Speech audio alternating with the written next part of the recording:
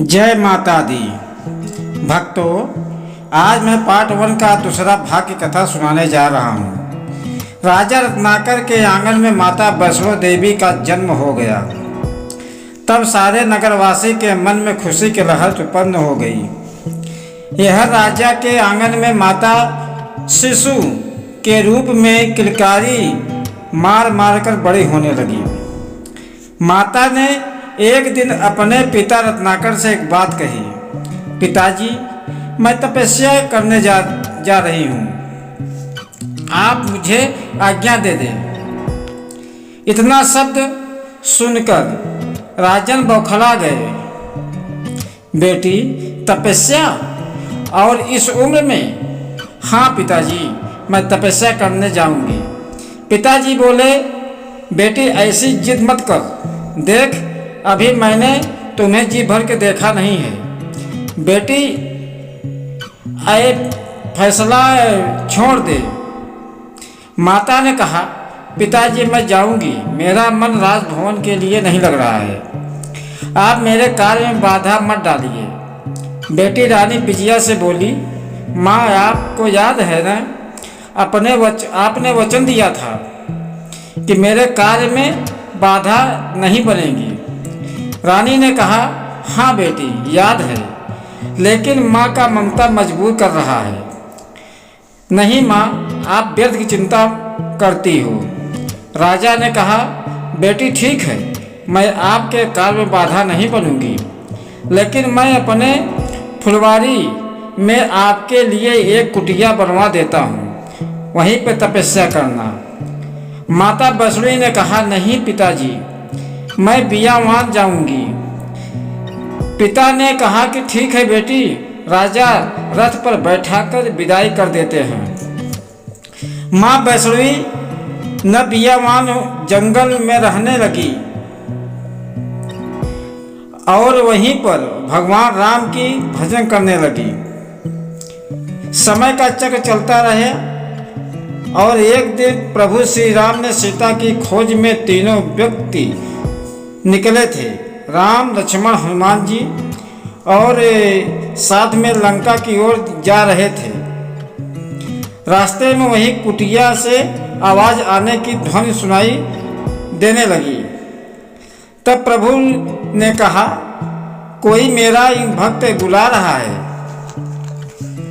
चलते हैं। और आ गए। माता श्री राम को देखा तो दंग रह गई। माता प्रभु के चरण स्पर्श किया, फिर जलपान भी कराया। तब प्रभु ने चलने की तैयारी करने लगे। तब प्रभु ने माता से वरदान लेने के लिए कहा। माता ने बोली, प्रभु मुझे कुछ नहीं चाहिए, मुझे तो आपके चरणों के एक कोना चाहिए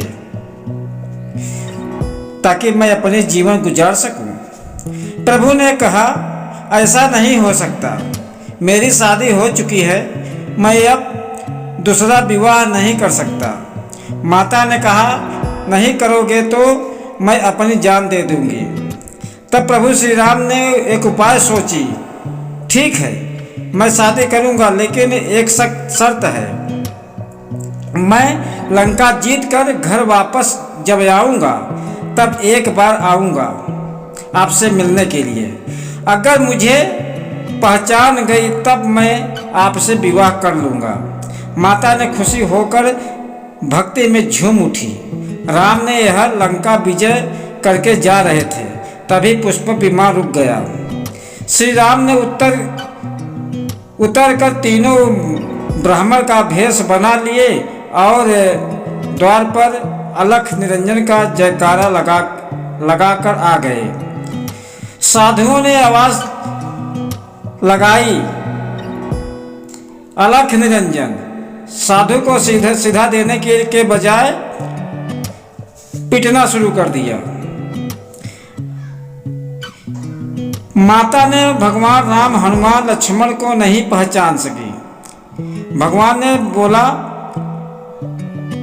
देवी मैं अपने वचन पर पक्का हूं, आपने मुझे नहीं पहचान पाए। प्रभु ने कहा, जाओ देवी, मैं तुम्हें कलयुग में जब लगेगा, जब कलयुग आएगा तब मैं आपसे विवाह करूंगा, मैं कल के रूप में अवतार लूंगा, तब तक आप मेरी प्रतीक्षा करो। माता बोली तब तक मैं कहाँ रहूंगी। प्रभु श्री राम ने बोले कि आप त्रिकूट पर्वत पर जाइए, वहीं पर वास करिए, आपका नाम त्रिकुटा देवी के नाम से भी प्रसिद्ध होगा और उसी वहीं पर रह करके भक्तों का मनोकामना पूर्ण करना। मैं कलयुग में आपसे विवाह कर लूंगा। श्री राम की बात सुनकर वैष्णवी माता ने कहा, प्रभु ठीक है, जैसे आपकी इच्छा मैं इंतजार कर लूंगी, और त्रिकुट पर्वत पर रहने लगे, इसलिए उनका नाम त्रिकुटा भी है। यह कहानी अगर आपको अच्छी लगी हो तो लाइक, सब्सक्राइब एवं शेयर कीजिए, ताकि हमारा अगला वीडियो का नोटिफिकेशन आपके मोबाइल पर मिलता रहे।